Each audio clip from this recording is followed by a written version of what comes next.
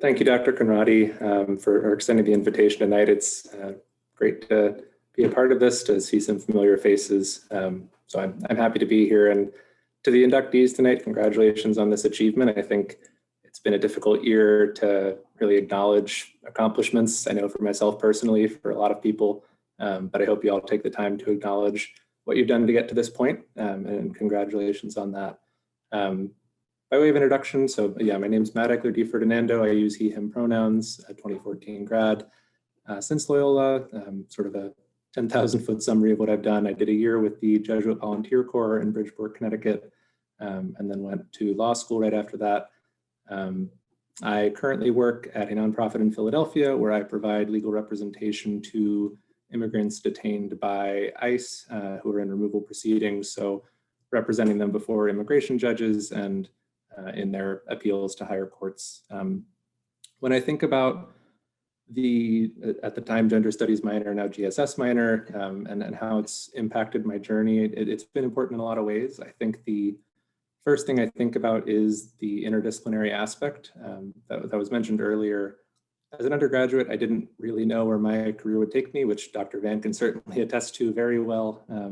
I still don't fully, of course, but I know a little more than I did then, and I think that's certainly in large credit to my academic and extracurricular experiences at Loyola, like the minor. You know, Dr. Van was a major influence on me, I should say, and certainly introduced me to the minor and sort of started me down this path. But I really appreciated then, and you know, I continue to appreciate now that the minor explored gender and sexuality through all these different lenses. You know, history, literature, sociology, psychology, just to name a few.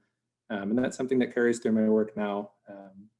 You know, a lot of my clients have extensive trauma histories on account of gender identity or intimate partner violence, and none of those experiences are the same.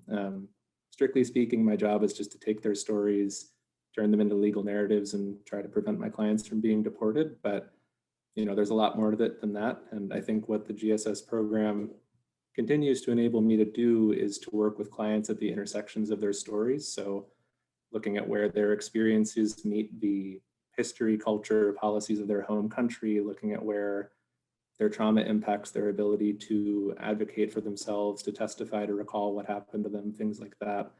And I try to approach all of my interactions with my clients in a way that keeps that in mind, and with an eye on what I can do to better advocate. And I think that approach is something that my experience in the minor, you know, the minor created a lot of that in me, I think.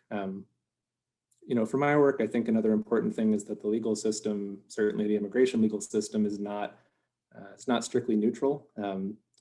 Judges, government attorneys often have little to no understanding, and in some cases respect for the experiences of my clients, particularly where issues of sex and gender are implicated. And at a higher level, these laws and policies aren't created or enacted in a way that affords appropriate avenues for relief for people who have every reason to, just for example, fear returning home because of harms they might face because of these identities. No advocate's perfect on an individual level, on a policy level, and that's just not strictly in the legal field with everything that, you know, in any position as an advocate, no one's perfect, but knowing what to look for helps. And I think I owe my instincts to the kind of academic experiences I had through the minor. The last thing I'll say, I think, you know, on kind of a lighter note, the minor really stressed the importance of having a positive community. You know, it was a small minor when I was graduating. It sounds like it's a bigger group than it was, which is great to hear. But you spend a lot of time with the people in this minor in different classes across different disciplines. And having a group of people that, you know, were open to challenging me on my beliefs and were open to themselves being challenged was really a valuable thing within the minor and within my broader academic studies. And I think because I had that model within this cohort, it's something that I really prioritized as something I want out of my professional experiences. And so it's something that I've been fortunate to not have to wonder what's been lacking in my professional experiences. It's made it easier to identify what I want out of people I work with and what I want out of communities that I have become part of since my time in the minor. So that's what comes to mind. There's a lot more, I'm sure, that I'm not thinking of. You know, just very broadly, I do look back very fondly on my experiences within the minor and within all the different classes that I took as part of it. But congrats again to all the inductees.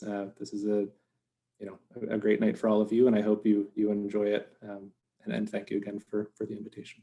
I think it's just really intimidating to be an undergraduate student and hear like how amazing their careers are.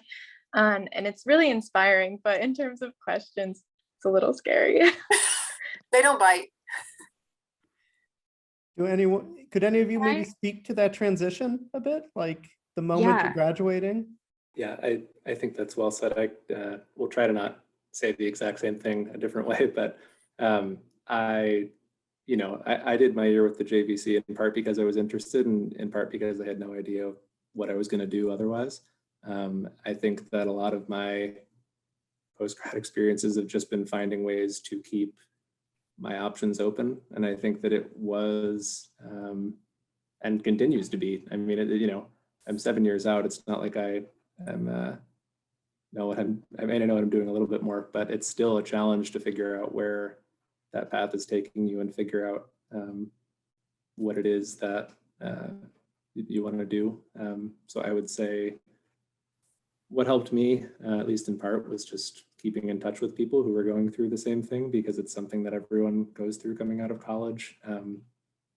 And it took me, I started this job that I have right now last August, and that's 6 years after I graduated. And I'll have other jobs along the way that I'm sure I'll enjoy as well, but this is the first time I've really enjoyed the work I'm doing and felt that it's this is where maybe I wanted to be. But there'll be things along the way that won't feel that good, and that's fine too. So I'm glad you brought that point up, because I do recognize that the three of us all have perhaps put things a little bit more put together, as Megan said, than they have been along the way, but that's definitely not always the case.